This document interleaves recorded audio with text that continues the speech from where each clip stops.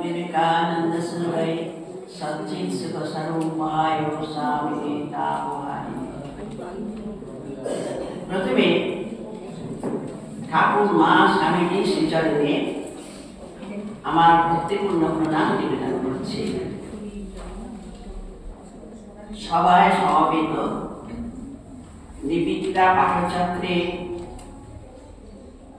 সমস্ত সদস্যকে এবং সামনে উপস্থিত সমস্ত ভক্তমণ্ডলীকে এবং পাশে উপস্থিত প্রব্রাজিকা আত্মদীপ্রাণাকে আমার অন্তরে ভক্তিপূর্ণ প্রণাম নিবেদন করছি। আজকে আমার আলোচ্য বিষয় আপনারা শুনলে স্বামী বিবেকানন্দের ভাবনায় নারী জাগরণ বা নারী ভাবনায়। স্বামীজির নারী ভাবনা কথাটি পরস্পর বিরোধী বা একটু আশ্চর্যের বিষয় বলে মনে হয়, কারণ স্বামীজি ছিলেন অদ্বৈত বেদান্তি সর্বত্যাগী সন্ন্যাসী, আর আমাদের দেশে সন্ন্যাসী মাত্রই নারী জাতিকে সাধনা জায়গা থেকে দূরে রাখে। অথচ স্বামীজির ক্ষেত্রে দেখছি তিনি নারীদের নিয়ে খুবই চিন্তা ভাবনা করেছেন। স্বামীজি ছিলেন মানব দরদী ও প্রেমিক। তিনি যখন পরিবারের জীবনে চারিদিকে ঘোরাঘুরি করছিলেন, তখন মেয়েদের শোচনীয় অবস্থা থেকে তিনি খুবই ব্যথিত হয়েছিলেন। তিনি বলেছিলেন, জগতের কল্যাণ স্ত্রী জাতির অভ্যুদয় না হইলে সম্ভব নয়। এখন আমি ইতিহাসের পাতা থেকে মেয়েদের অবস্থাটা একটু অনুধ্যান করার চেষ্টা করব। আমরা যদি বৈদিক যুগের দিকে তাকাই, তখন দেখব মেয়েরা কি উচ্চ জীবনযাপন করত। তারা স্বামীর সঙ্গে কি যোগ্য কার্যে, কি যুদ্ধক্ষেত্রে বা সমাজের সর্বস্তরে তাদের অগ্রগতি আমরা লক্ষ্য করেছি। ইতিহাসের পাতায় তাদের নাম খুবই উজ্জ্বল হয়ে আছে। ঋগ্বেদে ঋষি, তখন তারা এই মন্ত্রদশা ঋষিও হতে পারতেন বা হয়েও ছিলেন। মন্ত্রদশা ঋষি বাঘের কথা আমরা উল্লেখ করতে পারি। তিনি পরব্রহ্ম শক্তির সঙ্গে নিজেকে অভেদ কল্পনা করে রচনা করেছিলেন দেবী সূক্ত, যা প্রায় আপনারা চণ্ডী পাঠের সময় শুনে থাকেন। এছাড়া আরো বহু অবিস্মরণীয় যাদের কীর্তি ছটায় আমাদের ইতিহাসের পাতার সমুজ্জ্বল, তাদের নাম আমরা উল্লেখ করতে পারি। বিশ্ববালা, ঘোষা, অপালা, শাশ্বতী, লোপামুদ্রা প্রভৃতি। এরা বিভিন্ন সমাজের বিভিন্ন ক্ষেত্রে নিজেদের কীর্তি ছড়িয়ে দিয়েছিলেন। জীবনের চরম লক্ষ্য যে সত্যকে জানা, সেই বিষয়ে তাদের যথেষ্ট জ্ঞান ছিল।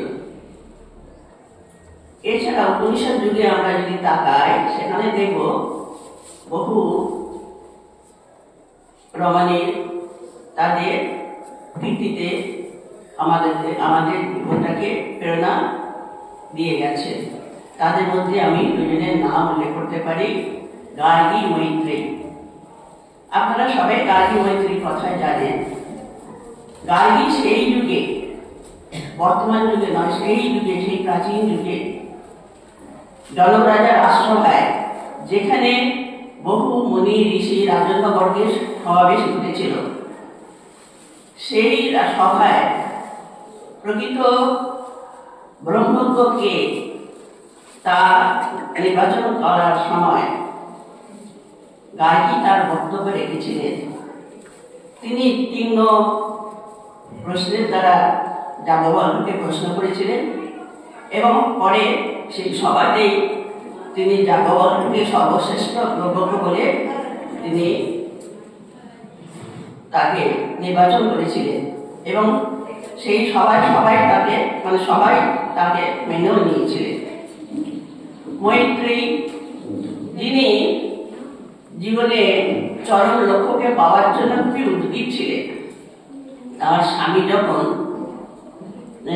যাজ্ঞবল্ক্য যখন প্রব্রজা নিতে ইচ্ছুক, তিনি তার 2 স্ত্রীর মধ্যে সমস্ত সম্পত্তি ভাগ করে দিয়েছিলেন।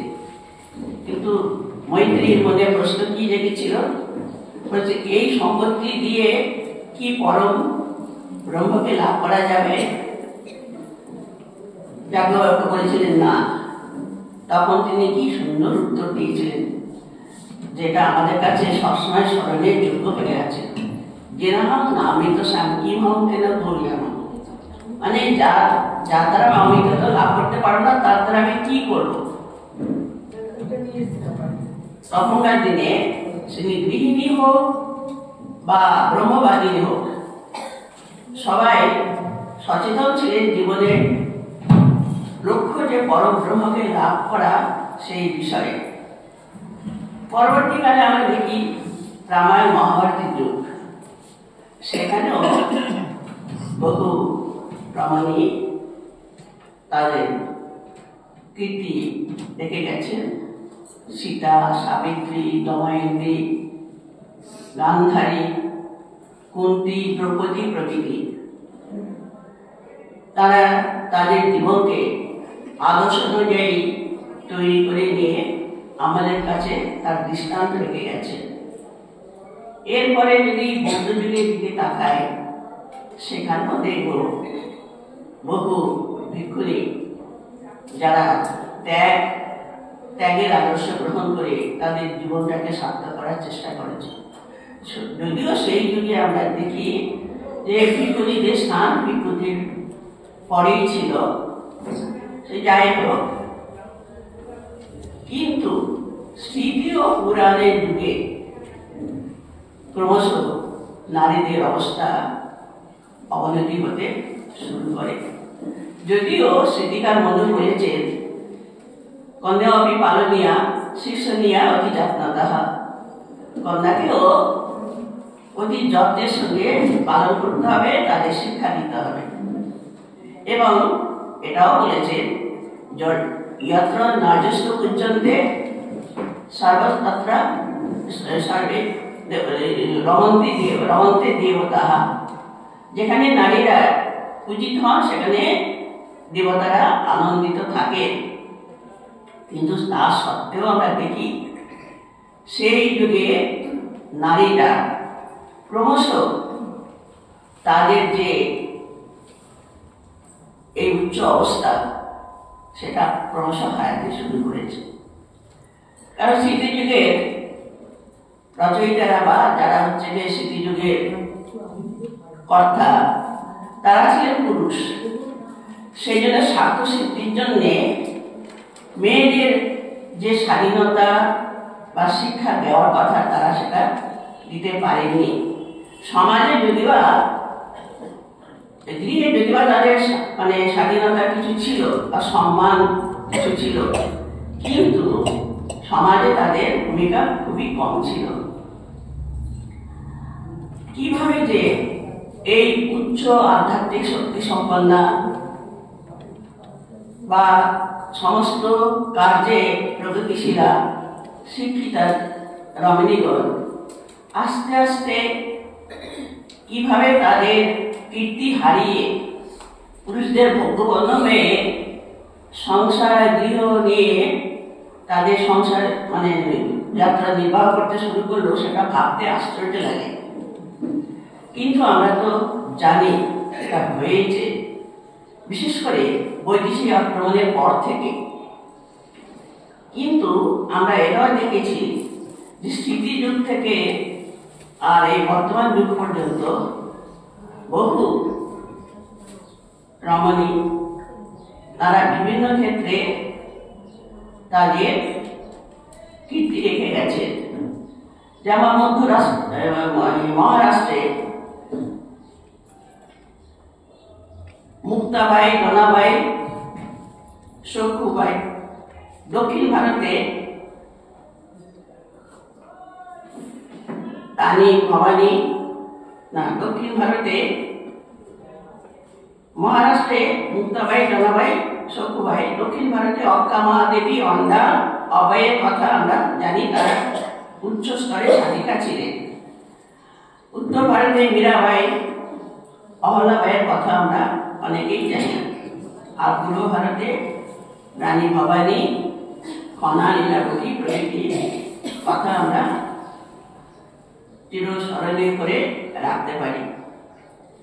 কিন্তু পরবর্তীকালে বৈদেশিক আক্রমণের পর থেকে মেয়েদের অবস্থা একেবারে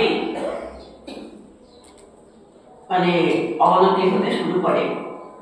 তখন এই যুগটাকে মধ্যযুগকে নারীদের অন্ধকার জন্য যুগ বলা হয়, যেখানে আমাদের ঋগ্বেদে বা বৈদিক যুগে নারীদের সুবর্ণ যুগ বলে যুগকে বলা হতো, এখানে অন্ধকারময় যুগ বলে অভিহিত করা হয়। সেই যুগে নারীদের উপর নানা রকম বিধিনিষেধ, শৃঙ্খলা, কঠোরতা, নতুন রাজনীতির প্রচলন, শিক্ষানীতির অবনতি, যার ফলে তাদের স্বাভাবিক জীবনযাত্রা খুবই ব্যর্থ হয়েছিল এবং যার ফলে সেখানে বহু কুপ্রথারও আবির্ভাব ঘটেছিল।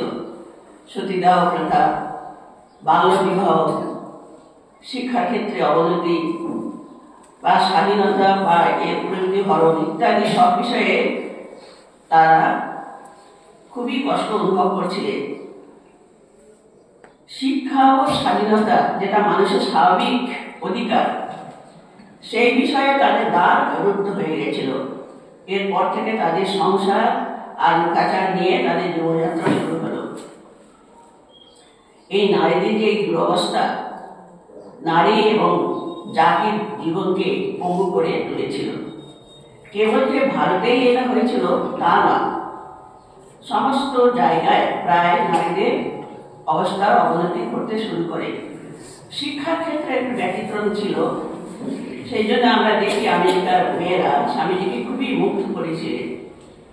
কিন্তু এই দেশে বা পৃথিবীর সর্বত্র প্রায় নারীদের মধ্যে প্রচন্ড সংগ্রাম শুরু হয়ে গেছিল। নারীর আপন ভাগ্য জয় করা ও জীবনের সর্বক্ষেত্রে পুরুষদের অধিকার লাভ করা। আন্তর্জাতিক নারী বর্ষ বলে চিহ্নিত বৎসরেও তাদের প্রবল কণ্ঠস্বর শোনা যায় বিভিন্ন দাবি নিয়ে। এই সমস্ত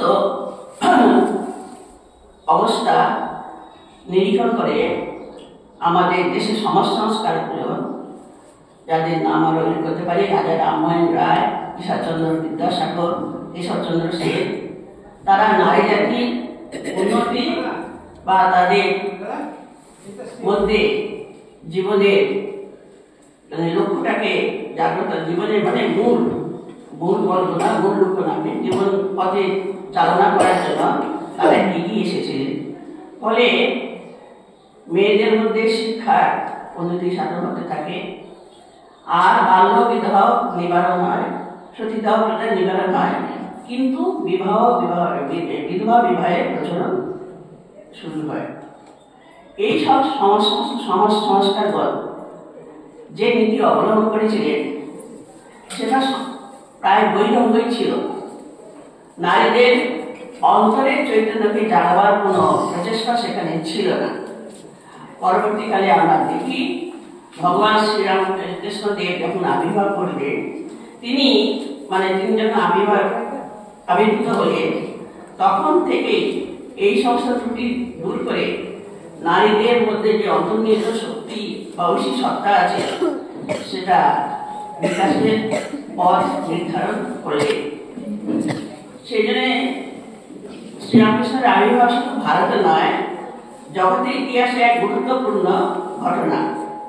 কথামৃতে আমরা যদিও দেখি অনেক জায়গায় তিনি কামিনী কাঞ্চন ত্যাগের কথা বলেছেন, তাই স্বাভাবিকভাবে আমাদের মনে হতে পারে তিনি হয়তো মেয়েদের অবজ্ঞা করতেন, কিন্তু তা নয়। স্বামীজি বলেছে Sri Ramakrishna was the savior of women, মানে নারীদের পরিত্রাতা। তিনি যেমন ভাবে নারীদের সম্মান, পূজা এবং তাদের প্রতি একটা তাদের যোগ্যতাকে তুলে ধরেছেন, পৃথিবীর ইতিহাসে এর নজির পাওয়া যায়নি। তিনি তার আরাধ্য দেবী হিসাবে বেশি নিয়েছিলেন দক্ষিণেশ্বরে মাতা কালী মাতাকে, এবং সাধনভূমি রূপে তিনি বেছে নিলেন রানীর আসনে নির্মিত দেবালয়। তার চেয়ে বেশি আশ্চর্য লাগে তিনি গুরুরূপে নির্বাচন করেছিলেন, যেটা পৃথিবীর ইতিহাসে যার তুলনা এখনো পাওয়া যায় না, মানে ভৈরবী ব্রাহ্মণীকে। তিনি বৈষ্ণব এবং তান্ত্রিক কাজে যে সিদ্ধি লাভ করেছিলেন, সেটা তার কারণ হচ্ছে ভৈরবী ব্রাহ্মণীর কৃতিত্ব, মানে তার তত্ত্বাবধানে থেকে তিনি বৈষ্ণব ও তান্ত্রিক ধর্মে সিদ্ধি লাভ করেছিলেন। আরো আশ্চর্য লাগে যে যেখানে বুদ্ধ, চৈতন্য প্রভৃতি অবতার হন, সাধনার জন্য তারা তাদের স্ত্রীকে গ্রহণ করেননি, সেখানে তিনি তার স্ত্রীকে বা সহধর্মীকে তিনি সাধন পদের সঙ্গী হিসাবে গ্রহণ করলেন। শুধু তাই না, তিনি তাকে জননী জ্ঞানে পূজা করে তার পায়ে নিজের সমস্ত জপের সাধনার ফল এবং জপের মালা তার নিবেদন করেছিলেন। এটা সত্যি খুবই আশ্চর্যের ব্যাপার। আর শুধু তাই নয় যে নারীভাব সাধন বা নারীভাব প্রকাশ করা, মাতৃভাব প্রকাশ করা, এগুলো নয়। তিনি সহধর্মিণীকে তার তিনি যে উদ্দেশ্যে এই পৃথিবীতে অবতীর্ণ হয়েছিলেন, সেই যুগ প্রবর্তনের কাজ তার উপর সমর্পণ করেছিলেন। আর শ্রীমা তিনি তখন খুব নিষ্ঠা করে জীবনের শেষ পর্যন্ত সেইগুলো তিনি পালন করে গেছেন। সেটা আমাদের কাছে খুবই আশ্চর্য লাগে। শ্রীরামকৃষ্ণের ভাবান্দোলনের সবচেয়ে বড় অবদান এই মাতৃশক্তির জাগরণ। তিনি তখন মেয়েদের দুরবস্থার কথা খুবই জানতেন এবং সেই জন্য খুবই ব্যথিত হতেন। একদিন গৌরীমা এসেছেন তার দক্ষিণেশ্বরে। তিনি গৌরীমাকে বললেন, আমি জল ঢালছি, তুই কাদা চটকা। তখন গৌরীমা বলেছিলেন, এখানে কাদা কোথায়, কি চটকাবো? তখন বলে, আরে আমি কি বলছি আর তুই কি বুঝলি? এদেশের মেয়েদের খুব কষ্ট, তুই তাদের জন্য কিছু কর। তখন গৌরীমা বলেছিলেন যে এই দেশের পুরুষদের সঙ্গে আমার পোষাবে না, তুমি কিছু মেয়েকে দাও, আমি হিমালয়ে নিয়ে গিয়ে তাদেরকে তৈরি করে দেব। তখন শ্রীরামকৃষ্ণদেব বলেছিলেন, না রে না, এই দেশের মেয়েদের বড় দুঃখ, সাধন ভজন অনেক হয়েছে, এখন এদের সেবায় লেগে যায়। শ্রীরামকৃষ্ণদেবের নির্দেশে গৌরীমা নারী কল্যাণমূলক অনেক কাজ করেছিলেন এবং তাদের জন্য শিক্ষার ব্যবস্থা করার জন্য তিনি বিদ্যালয় স্থাপন করলেন, সেটা আমরা সবাই জানি। শ্রীরামকৃষ্ণদেবের কাছ থেকে স্বামীজিও নারীদের শ্রদ্ধা করার বিষয়টা তিনি তার ভিতরেই ছিল, সেইটা তিনি দেখেছিলেন এবং তিনিও নারীদের খুবই সম্মান করতে শুরু করলেন। যে নারীদের অপমানা, লাঞ্ছনা, এটা হচ্ছে জগৎজননীর অপমান বা লাঞ্ছনা। মানুষ পুরুষ যেমন ঈশ্বরের শক্তি, নারীও সেমন ঈশ্বরের শক্তি। সেই জন্যে নারীর অবমাননা বা অসম্মান উপেক্ষা প্রকৃতপক্ষে জগৎজননী অসম্মান বা উপেক্ষা। সেই জন্য যখন নারীদের বা দরিদ্রদের দুঃখ মোচন করা হবে, সেটা আসলে জগৎজননীরই সেবা হবে, এই ধারণা তিনি পোষণ করতেন। সেই জন্য তিনি পুরুষদের সঙ্গে নারীদের উন্নতির কথাও চিন্তা করেছেন। স্বামীজি যতবারই পুরুষদের কথা বলেছেন, ততবারই তিনি নারীদের বিষয়ে খুবই উল্লেখ করেছেন বা খুবই সেই বিষয়ে অভিজ্ঞ ছিলেন। এই অনুভূতি কিন্তু স্বামীজির একদিনে হয়নি। প্রথম জীবনে আমরা স্বামীজির জীবন যদি দেখি, তখন দেখব যে তিনি নির্বিকল্প সমাধি বা ধ্যান ধারণাতে মগ্ন থাকার জন্য খুবই আগ্রহী ছিলেন। একদিন ঠাকুর তাকে জিজ্ঞেস করেছিলেন, তুই কি চাস? তিনি বলেছিলেন, সুখদেবের মতো নির্বিকল্প সমাধিতে নিমগ্ন থাকতে চাই। তখন ঠাকুর তাকে কত ভর্ৎসনা করে বলেছিলেন, ছি ছি, কোথায় ভেবেছিলাম তুই একটা বিরাট বটগাছ হবি, তা না হয়ে তুই নিজের মুক্তি চাস? বলে তাকে আমরা জানি। এরপরে আমরা এটাও দেখেছি, ঠাকুরের শরীর চলে যাওয়ার আগে তিনি স্বামীজিকে ডেকে নানা উপদেশ দিতেন। কি কথা বলতেন, কি উপদেশ দিতেন, সেটা আমরা ঠিক জানি না। তবে যখন তিনি পরিব্রাজক রূপে সমস্ত ভারত পরিভ্রমণ করছিলেন, সেই সময় হাদরাসে শিষ্য শরৎচন্দ্রকে তিনি বলেছিলেন, দেখ বাবা, আমার জীবনে একটা মস্ত বড় ব্রত আছে, অথচ আমার ক্ষমতা এত অল্প যে আমি ভেবেই আঁকু কি করে এটা উদযাপিত হবে। এ ব্রত পরিপূর্ণ করার আদেশ আমি গুরুর কাছে থেকে পেয়েছি, আর সেটা হচ্ছে মাতৃভূমিকে পুনরুজ্জীবিত করা। দেশে আধ্যাত্মিকতা খুবই ম্লান হয়ে পড়েছে, আর সর্বত্র রয়েছে বুভুক্ষা। ভারতকে সচেতন ও সক্রিয় হতে হবে এবং আধ্যাত্মিকতার বলে জগৎ জয় করতে হবে। এর থেকে বোঝা যায় তিনি গুরুর কাছ থেকে কি আদেশ বা উপদেশ তিনি পেয়েছিলেন।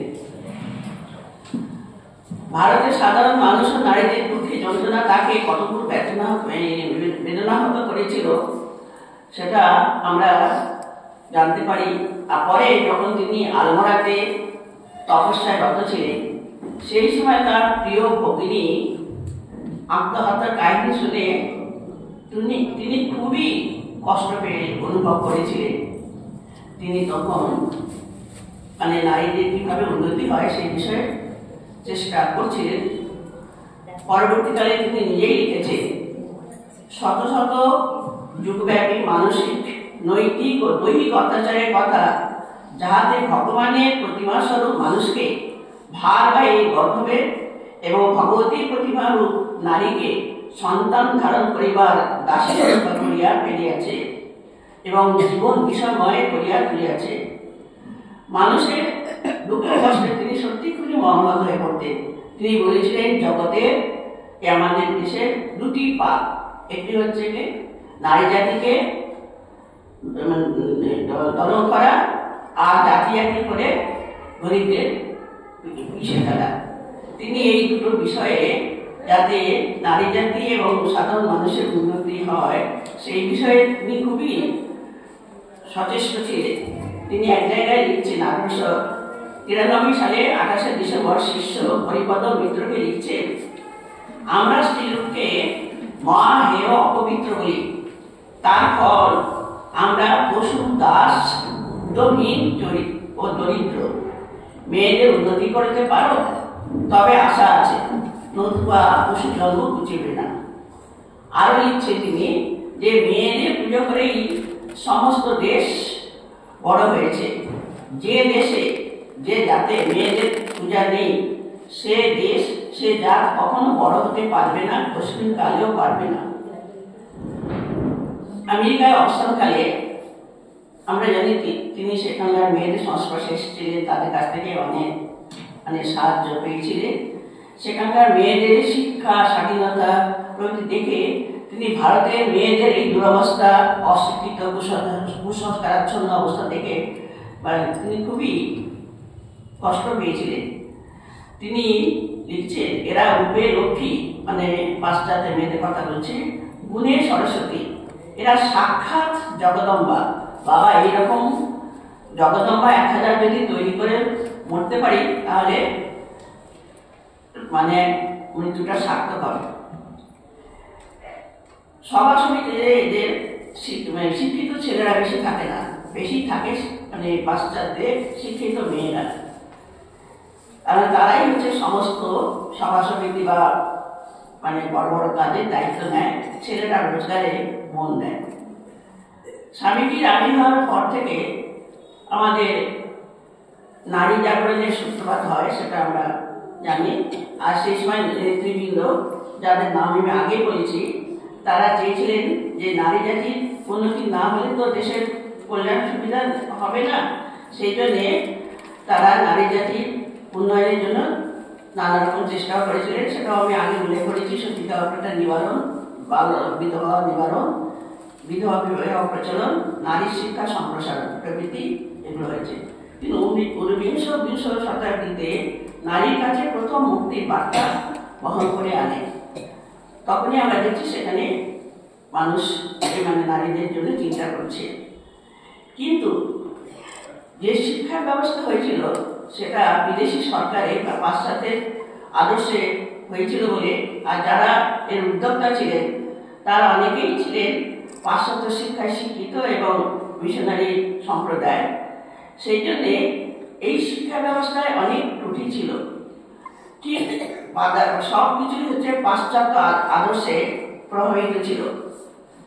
পাশ্চাত্যে অবস্থানকালে প্রতি মুহূর্তে সেখানকার নারীদের সর্বাঙ্গীন উন্নতি, বিশেষত তাদের শিক্ষা স্বাধীনতা প্রত্যক্ষ করে তিনি সেই জন্যে খুবই নারীদের, এখানকার নারীদের কুসংস্কারাচ্ছন্ন বা অশিক্ষিত নারীদের দুরবস্থার কথা স্মরণ করে তিনি অন্তরে খুব বেদনা অনুভব করতেন। সেটা নারী জাগরণ ও নারী মুক্তির বিষয়ে তিনি বহু চিন্তা করেছেন, সবসময় তিনি চিন্তা করতেন। সিস্টার ক্রিস্টিন বলেছিলেন, তিনি এই বিষয়ে এমন চিন্তা করতেন, তিনি প্রায় চিন্তা করতে করতে পায়চারি করতেন বা কখনো তার ভাষায় সেটা প্রকাশ পেয়ে যেত। তিনি সেখানে বলছেন, এদেশে মেয়েরা কি পবিত্র, 25-30 বছরের কমে কারো বিবাহ হয় না। তারা আকাশে পক্ষীর ন্যায় স্বাধীন, বাজার হাট রোজগার, দোকান, কলেজ, প্রফেসর সব কাজ তারা নিজেরাই করে, কি পবিত্র। অবশ্য এর সঙ্গে সঙ্গে তিনি ভারতীয় মেয়েদের যে গুণাবলী তাদের মধ্যে নিহিত আছে সেটা উল্লেখ করতে ভুলেননি, সেই বিষয়ে তিনি সচেতন ছিলেন। তিনি বলছেন, এই সীতা সাবিত্রী দেশ, পুণ্যক্ষেত্র ভারতে এখনো মেয়েদের যেমন চরিত্র, সেবাভাব, স্নেহ, দয়া, তুষ্টি ও ভক্তি দেখা যায়, পৃথিবী আর কোথাও এমন দেখলাম না। একমাত্র ভারতবর্ষের মেয়েদের লজ্জা বিনয় করতে দেখে চক্ষু জোড়ায়। এমন সব আধার পেয়ে তোরা এদের উন্নতি করতে পারলি না, এদের ভিতর জ্ঞানালোক দিতে চেষ্টা করলি না। স্বামীজি বিশ্বাস করতেন যে শিক্ষার গুণে এই মেয়েরা তাদের অবস্থা থেকে ধীরে ধীরে উন্নতি করতে পারবে। কারণ তিনি বলছেন, শিক্ষার জাদুকরী শক্তি আছে। সেই শিক্ষা একমাত্র তাদের মধ্যে দিতে যদি পারা যায়, তারা নিশ্চিত নিজেদের উন্নতি করতে পারবে। কিন্তু কোন শিক্ষা? পাশ্চাত্য শিক্ষায় শিক্ষিত যেটা বর্তমানে আমরা দেখছি, সেই শিক্ষা তিনি চাননি। তিনি চেয়েছেন কোন শিক্ষা? না, যে শিক্ষায় চরিত্র গঠন হয়, মনের শক্তি বাড়ে, বুদ্ধির বিকাশ ঘটে, নিজের পায়ে নিজে দাঁড়ানো যায়, আত্মজ্ঞানের অধিকারী হওয়া যায়, তাকেই তিনি প্রকৃত শিক্ষা বলেছেন। লেখাপড়া শিখে কার্যক্ষম হওয়া বা উপার্জন করা এটা দরকার আছে ঠিকই, কিন্তু স্বামীজি তাকে কিন্তু প্রকৃত শিক্ষা না বলছেন না। তিনি বলছেন প্রকৃত শিক্ষা হচ্ছে চরম মুক্তি এবং জীবনের সর্বক্ষেত্রে লক্ষ্য হচ্ছে পরম পুরুষকে লাভ করা। তাতে পুরুষ নারী উভয়েরই জীবনের লক্ষ্য হবে পরম সত্য লাভ, সর্বপ্রকার বন্ধন থেকে মুক্তি। ব্যবহারিক ক্ষেত্রে বা আধ্যাত্মিক ক্ষেত্রে পুরুষ ও নারীর মধ্যে কোনো ভেদ থাকবে না। কারণ উপনিষদে ঋষিকে বলেছেন, তম স্ত্রী তম কুমারসী তম কুমার বা কুমারী, মানে তুমি স্ত্রী, তুমি পুরুষ, তুমি কুমার, তুমি কুমারী। এই তত্ত্ব স্বামীজি হৃদয়ে সবসময় জাগরুক থাকতো। তিনি বলছেন আত্মাতে কোনো লিঙ্গভেদ নেই। সেই জন্যে তিনি এক জায়গায় বলেছিলেন যে আমার জীবনে এই একমাত্র আকাঙ্ক্ষা যে আমি এমন একটি যন্ত্র চালাইয়া যাইব যাহা প্রত্যেক ব্যক্তির নিকট উচ্চ ভাবরাশি বহন করিয়া লইয়া যাইবে। তারপর পুরুষই হোক আর নারী হোক নিজেরাই নিজেদের ভাগ্য রচনা করিবে।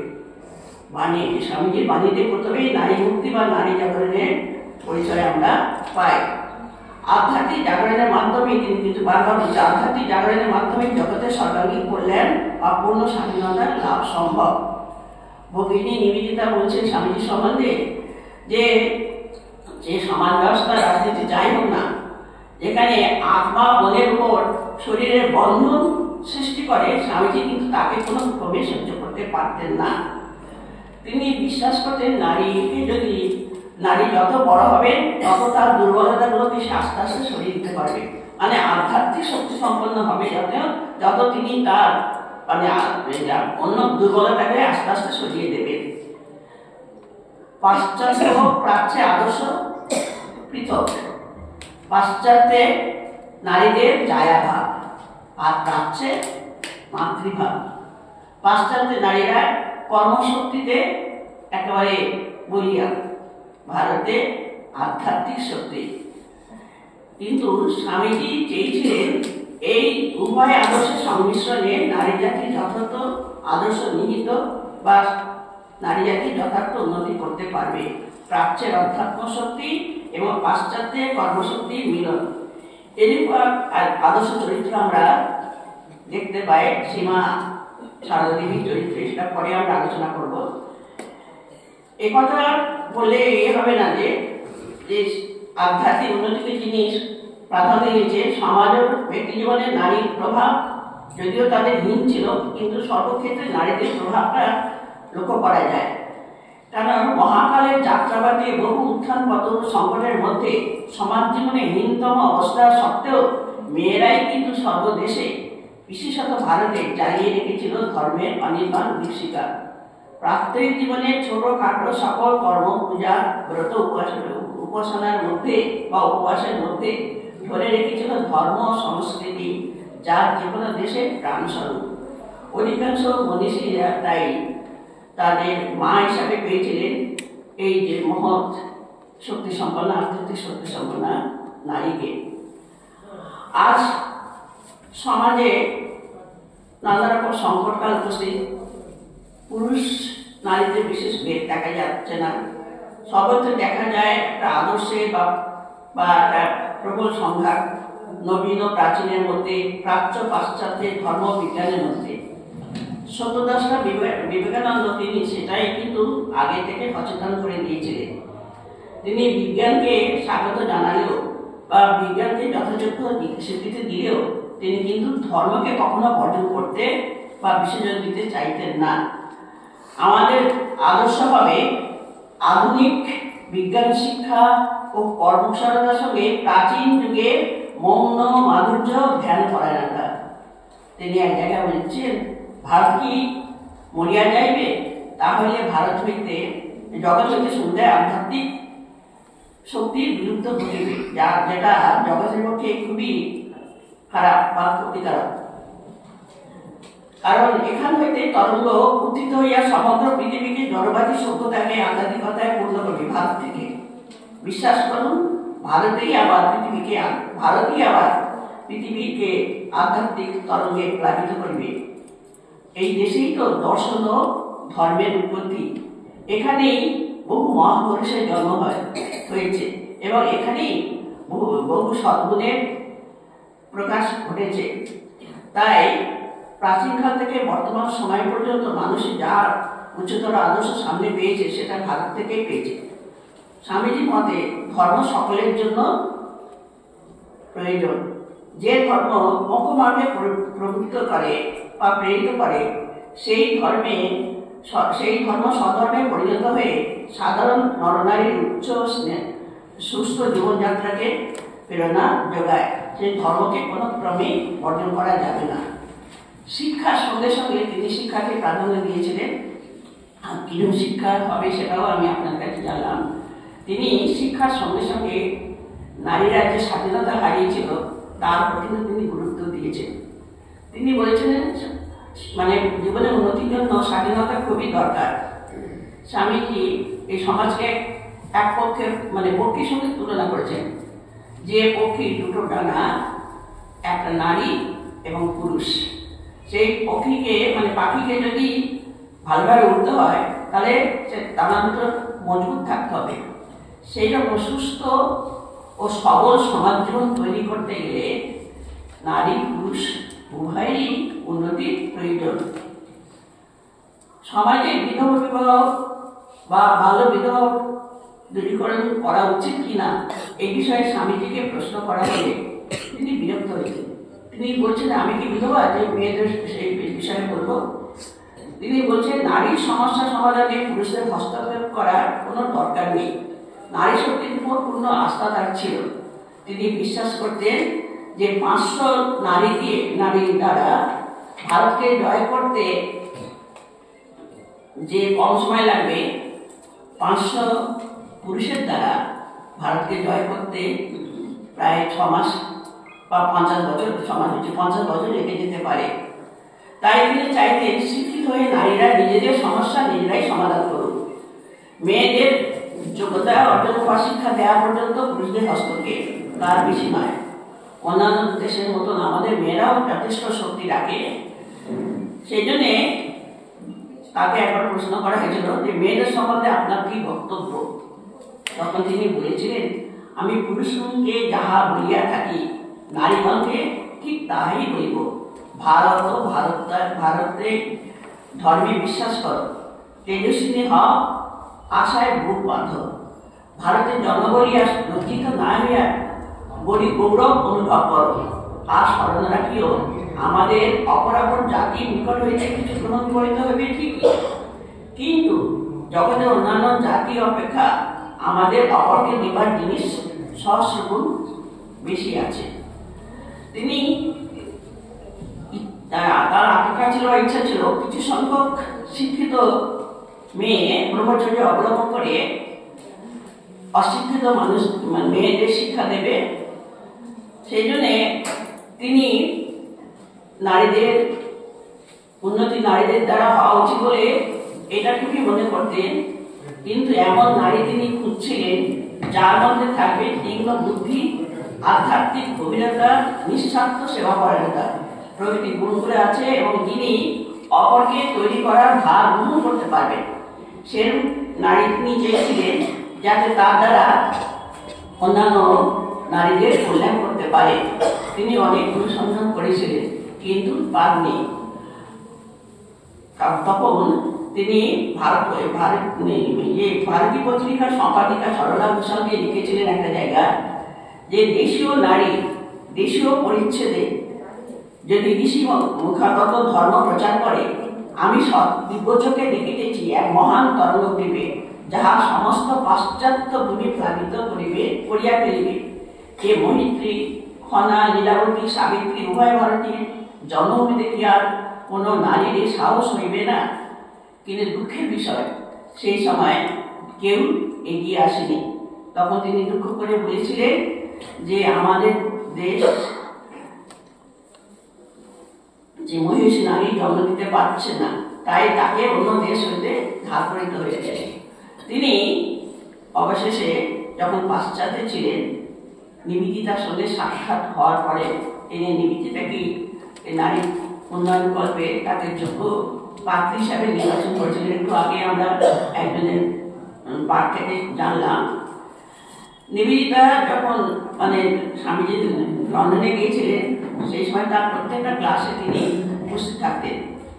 আর কিন্তু সেই সময় নিবেদিতা উচ্চশিক্ষিতা, ইংল্যান্ডে খ্যাতনামা বাগ্মী, শিক্ষাবৃত্তি, সেখানকার শিশু ক্লাবের তিনি সভাপতি ছিলেন। তার যশ প্রতিপত্তি খুবই বেশি। কিন্তু সেই সময় স্বামীজি তাকে বলেছিলেন, ভারতের জন্য বিশেষত ভারতের নারী সমাজের জন্য পুরুষের চেয়ে নারীর একজন প্রকৃত শিল্পীর প্রয়োজন। তোমার শিক্ষা ও ঐকান্তিকতা, পবিত্রতা, অসীম ভালোবাসা, দৃঢ়তা সর্বোপরি তোমার ধমনীতে প্রবাহিত কেল্টিক রক্তের জন্য তুমি ঠিক সেই রকম নারী যাকে আজ প্রয়োজন। নিবেদিতাও এই আহ্বানে সাড়া দেওয়ার জন্য বা তিনি তার জীবনকে অন্যান্য কাজে উৎসর্গ করার জন্য তিনি প্রস্তুত ছিলেন। স্বামীজির এই আহ্বানে তিনি ভারতে চলে আসলেন। একটু আগে আপনারা শুনলেন স্বামীজি তাকে নিয়ে তখন সঙ্গে সঙ্গে তাকে কোথায় নিয়ে গেলেন? সেই আমাদের সনাতন ভারতবর্ষের যিনি মূর্ত প্রতীক এবং নারী জাতির সর্বশ্রেষ্ঠ আদর্শগুলি যিনি জীবন্ত বিগ্রহ, সেই সারদা দেবী চরণে তাকে উপস্থিত করলেন। সারদা দেবী তাকে সানন্দে, তার সঙ্গে আরো দুজন ভদ্রমেয়েরা ছিলেন বিদেশি, তাদেরকে সানন্দে গ্রহণ করে স্বামী খুবই খুশি করে, কারণ সারদা দেবীকে গ্রহণ করা মানে সনাতন ভারতবর্ষ তাকে গ্রহণ করেছে, এটাই তার ধারণা ছিল। কিন্তু এই দুটো চরিত্র খুব বিপরীত, খুবই অপূর্ব লাগে। যেন স্বামী নিবেদিতা ছিলেন অসাধারণ বিদুষী, আগেই বলেছি, প্রচন্ড কর্মপরায়ণ, তীক্ষ্ণ বুদ্ধিশালিনী, শ্রেষ্ঠ বাগ্মী। আর অন্যদিকে শ্রীমাকে আমরা কি দেখি? আধুনিক শিক্ষায় সম্পূর্ণ অনভিজ্ঞ, লজ্জা পটাবৃত, বহির্জগতের সম্বন্ধে যার বিশেষ জ্ঞান নেই বা যার বহির্জগৎ সম্পর্কে সম্পর্কবিহীন, কিন্তু তিনি সেই বিদেশিনীদের সাদরে গ্রহণ করে আপনার নিজের মেয়ে বলে তাকে খুবই আদর যত্ন কাছে করেছিলেন। নিবেদিতার কাছে এই দিনটি খুবই প্রতিধানযোগ্য ছিল বা খুবই সেটা উল্লেখযোগ্য ছিল, সেই জন্য তিনি দিন বলে তাকে জীবনের সবচেয়ে শ্রেষ্ঠ দিন বলে তিনি তাকে চিহ্নিত করেছিলেন, সেই দিনটিকে চিহ্নিত করেছিলেন। যদি তাদের ভাষার ব্যবধান ছিল, কিন্তু হৃদয়ের ভাবের প্রকৃত বিনিময় তাদের হয়েছিল। এটি খুবই আশ্চর্যের বিষয়। বিদেশিনী হয়েও তখন নিবেদিতা এই দেশকে আপনার করে নিয়ে তার উপকারের জন্য বা কল্যাণের জন্য নিজের জীবনপাত করেছিল। সেটা আমরা একটু আগেই ওই পাঠে শুনলাম। এই নিবেদিতা দেশের জন্য যেটা প্রথম কাজ করলেন, বালিকা বিদ্যালয়। খুব কষ্ট করে সে বালিকা বিদ্যালয়ে তিনি করলেন। মা সেখানে পূজা করেছিলেন এবং আশীর্বাদ করেছিলেন যে জগজনী আশীর্বাদ এই বিদ্যালয়ে প্রসিদ্ধ হোক, এখানে শিক্ষাপ্রাপ্ত ছাত্রীরা যেন আদর্শ ছাত্রী হতে পারে। এই যে নারীকরণের জন্য স্বামীজি যে চিন্তা করছিলেন বা তাদের শিক্ষা প্রতিষ্ঠানের জন্য তার যে চিন্তা ছিল, এই ভগিনী নিবেদিতার এই বালিকা বিদ্যালয় সেটা বাস্তবে রূপায়ণ করতে সমর্থ হয়েছে। এইভাবে তিনি নিবেদিতা ভারতের সেবার জন্য নিজের জীবন উৎসর্গ করে নিবেদিতার নামকে সার্থক করেছিলেন।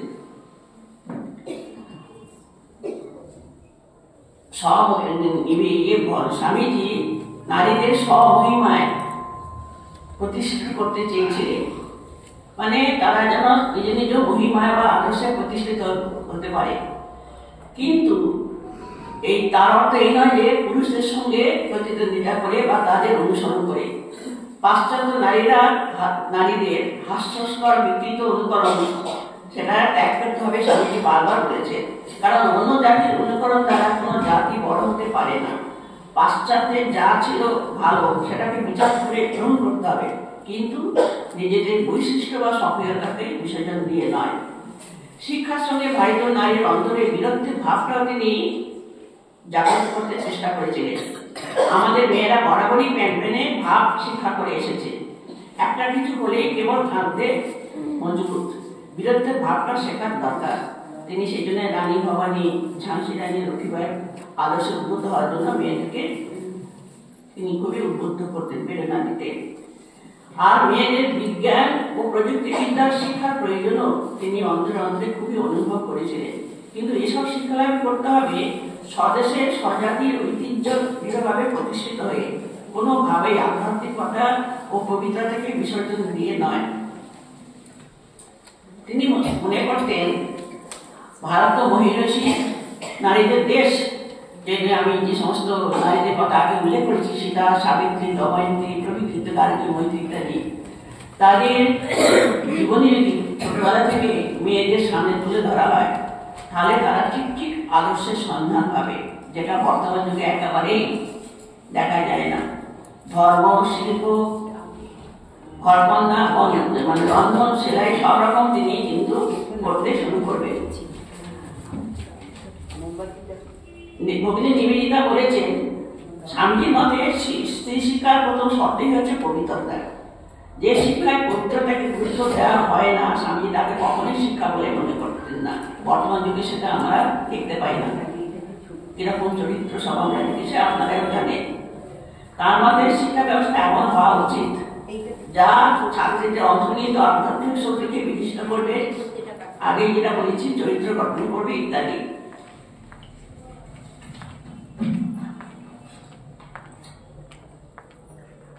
আমি এর আগে বলেছি যে স্বামীজি চেয়েছিলেন যে কয়েকজন শিক্ষিত মেয়ে ব্রহ্মচর্য অবলম্বন করে অন্যদের শিক্ষার ভার দেবে। সেটা তিনি আমাদেরকে সবসময় করার নির্দেশ দিয়েছেন। সেই জন্য এক জায়গায় দুঃখ করে তিনি বলছেন যে নারী জাতি যে চরমভাবে অবহেলিত হয়ে আসছে, তা ভারতের তৎকালীন সচিবের দুরবস্থা থেকে তার মনটা খুবই ব্যাঠিত হয়েছিল। সেখানে হৃদয় বিতাড়িত কণ্ঠে উচ্চারিত করে, মানে তিনি উচ্চারণ করলেন, আমাদের দেশ সকলের অধম কেন, শক্তিহীন কেন, শক্তির অবমাননা সেখানে বলে মা ঠাকুরিনী পুনরায় সেই মহা শক্তি জাগাতে এসেছে, তাকে অবলম্বন করে আবার সব গার্গী মৈত্রী জগতে জন্মাবে। এটা তিনি চাইতেন। সেই জায়গাতে লিখছেন, তোরা মেয়েদের নিন্দায় করিস, কিন্তু তাদের উন্নতির জন্য কি করেছিস বল দেখি। শ্রুতি লিখে মেয়েদেরকে নীতিতে বদ্ধ করে পুরুষেরা মেয়েদের একেবারে ম্যানুফ্যাকচারিং মেশিনে পরিণত করেছে। কোন শাস্ত্রে এমন কথা আছে যে মেয়েরা জ্ঞানবুদ্ধি অধিকারী হতে পারবে না? বেদ উপনিষদের যুগে যা একবার হয়েছে, বর্তমানে কেন সেটা হতে পারবে না? আমাদের সারদা মঠের প্রতিষ্ঠার আগে আমাদের যিনি প্রথম সেক্রেটারি, জেনারেল সেক্রেটারি ছিলেন মুক্তিকানা মাতাজি, তিনি এই সমস্ত তুলে তুলে বেলুমঠে গিয়ে বলতেন যে মেয়েরা কেন পারবে না, মেয়েরা কেন মানে আধ্যাত্মিক জগতে তাদের ভূমিকা রাখতে পারবে না, যা একবার বেঁচে তা কেন হবে না। প্রথমে তো বেলুমঠের মহারাজরা আমাদের সাধমঠ তৈরি করে দেননি, মেয়েদের মধ্যে একটা জাগরণ এসেছিল, সেটা দুঃখ করে তারা পরে পরে মাকে কেন্দ্র করে সাধমঠ নির্মাণ করেছিলেন। সেটাই আমি এখন উল্লেখ করব। তিনি এই মেয়েদের এই দুরবস্থা থেকে রক্ষা করার জন্য তিনি চেয়েছিলেন যে পুরুষদের মঠ প্রতিষ্ঠা হওয়ার আগে নারী মঠ স্থাপন করতে। তিনি মহাপুরুষ মহারাজকে এক জায়গায় লিখছেন, দাদা এই দারুণ শীতে গায়ে গায়ে চেষ্টা করে লড়াই করে টাকা জোগাড় করছি, মায়ের মঠ হবে। আগে মা ও মায়ের মেয়েরা, তারপর বাবা এবং বাবার ছেলেরা। তার মানে মেয়েদের মঠ কিন্তু তিনি আগে করতে চেয়েছিলেন, এবং সেই জন্য তিনি কিন্তু মানে উদ্যোগীও ছিলেন, এবং যত নিয়ম কানুন যেটা আমরা আজকাল পাচ্ছি সেটা তিনি যখনই মেয়ে ছেলেদের জন্য মঠ তৈরি করছিলেন, তখনই তিনি মেয়েদের জন্য কি মানে মঠের কি নিয়মাবলী হবে তখনই তিনি কিন্তু তৈরি করে গেছেন। কিন্তু সেই সময় তো আমাদের সমাজে নারীরা ততখানি প্রস্তুত ছিলেন না। স্বামীজির এই স্বপ্নকে রূপায়িত করার জন্য আরো 50 বছর অপেক্ষা করতে হয়েছিল। তারপরে 1954 সালের 2রা ডিসেম্বরে প্রতিষ্ঠিত হল গঙ্গার উপকূলে দক্ষিণেশ্বরে শ্রীরামকৃষ্ণের সাধুভূমির সন্নিকটে। এই সারদা মঠের প্রতিষ্ঠা শুধু ভারতে নয়, বিশ্বের সম্মুখে এক নবদিগন্ত উন্মোচন করল। স্বামীজি শ্রীরামকৃষ্ণ নামে যে সংঘ বা মঠ তৈরি করেছিলেন, তার উদ্দেশ্য ছিল নারী জাতির কল্যাণ বা নিচু জাতির কল্যাণ সাধন করা, এবং তার মানে নীতিটা কি হচ্ছে, আত্মানা মোক্ষার্থম জগদ্বিদ্যায়। ঠিক সারদা মঠ মিশনের নীতিও একই উদ্দেশ্যে, কিন্তু একদিকে ছেলেদের আর একদিকে মেয়েদের মঠ নির্মিত হয়েছে। স্বামীজি থাকাকালীন এটা শোনা যায় যে যে তিনি কিন্তু ওখান থেকে সিস্টারকে দেখিয়েছিলেন যে ওই জায়গাতে মেয়েদের মঠ হবে। তার তো খুব ইচ্ছা ছিল মেয়েদের মঠ করার জন্য, কিন্তু তখন তিনি করতে পারেননি। সেই জন্যে তিনি খুবই চেষ্টা করেছিলেন, আর সেই জায়গাটাও তার মনে হয় যেটা দেখেও দিয়ে গেছিলেন। পরবর্তীকালে মহারাজরা, মানে বেলুড় মঠের মহারাজরা এই দক্ষিণেশ্বরে ওই সারদানবীর কাছে ওই জায়গাটা কিনে সারদা মঠ, সুরজনী কানন বলে যেটা পরিচিত, সেখানে সারদা মঠ নির্মাণ করে। জগতের ইতিহাসে অনুধান করলে দেখা যায় ধর্মের সংরক্ষণ সমৃদ্ধি সর্বত্র নারীদের দ্বারা হয়ে আছে। সকল দেশে সকল জাতিতে নারীরাই সভ্যতার প্রধান ধারক ও পোষক। এই বিষয়ে স্বামীজিও খুব সচেতন ছিলেন, সেই জন্য নারীদের উন্নতি তিনি আগেই করতে চেয়েছিলেন।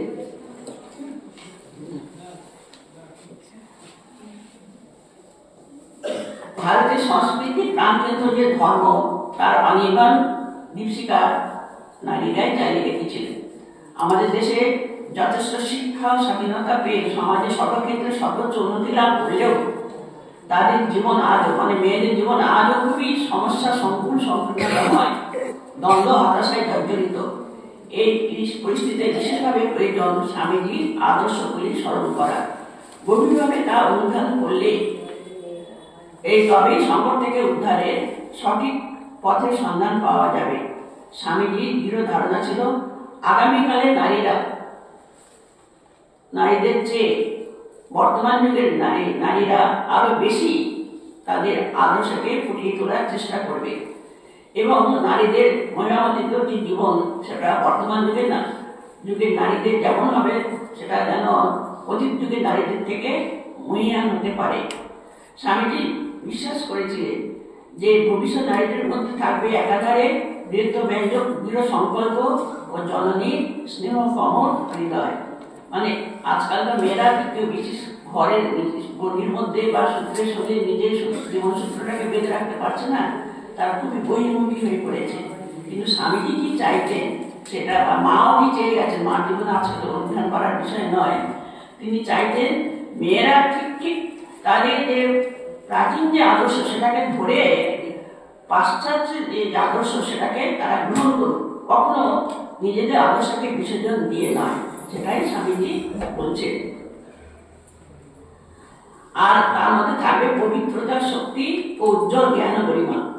সত্যদ্রষ্টা ঋষি এই যে ভবিষ্যৎবাণী কখনই বিফল হতে পারে না, এই আমাদের দৃঢ় বিশ্বাস।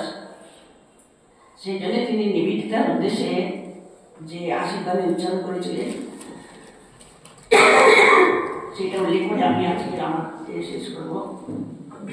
নিবেদিতাকে তিনি আশীর্বাদ করেছিলেন, বীরের সংকল্প আর মায়ের হৃদয়, দক্ষিণের সমীরণ মৃদুমন্দময়, আর যদি কি করে দীপ্ত মুক্ত হমানলে যে পূর্ণ সৌন্দর্য, যে সৌর্য বিরাজে সকলই সমানই হোক।